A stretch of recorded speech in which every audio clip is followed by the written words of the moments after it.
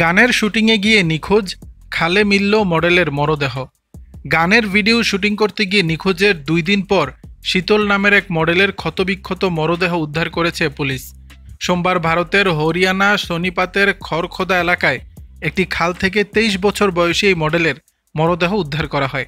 Police জানিয়েছে, উত্তর ভারতের হরিয়ানার এই মডেল সিম্মি চৌধুরী নামেও পরিচিত ছিলেন। মরদেহ উদ্ধারের সময় তার গলা কাটা ছিল, তাই প্রাথমিক তদন্তে এটি খুনের ঘটনা বলেই ধারণা করছে পুলিশ। ভারতীয় গণমাধ্যমকে শীতলের বোন নেহা জানান, শীতল কর্মক্ষেত্র থেকে তাকে ফোন করে জানিয়েছিলেন তার প্রাক্তন প্রেমিক সুনীল তাকে শারীরিকভাবে নির্যাতন করছেন এবং জোর করে তুলে নিয়ে যাওয়ার চেষ্টা করছেন। কিছুক্ষণ পরে তিনি তার বোনের সাথে যোগাযোগ করতে পারেননি। যখন সে বাড়ি ফিরে আসেনি তখন নেহা পুরাতন শিল্প পুলিশ স্টেশনে নিখোঁজ ব্যক্তির অভিযোগ করেন। বোনের লাশ উদ্ধারের পর শীতলের প্রাক্তন বন্ধু সুনীল এই ঘটনায় জড়িত থাকতে পারেন বলে দাবি করেছেন নেহা। মডেল শীতলের দেহ ময়না তদন্তের জন্য এক সরকারি হাসপাতালে পাঠিয়েছে পুলিশ। ইতিমধ্যেই তদন্ত শুরু করেছে তারা।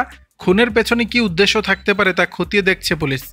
পেশায় মডেল হরিয়ানার গানের জগতের সঙ্গেও যুক্ত ছিলেন। মাত্র 6 মাস আগেই গানের জগতে সফর শুরু করেন তিনি। দর্শক, বিষয়টি নিয়ে আপনাদের মতামত জানাবেন নিচের কমেন্ট বক্সে।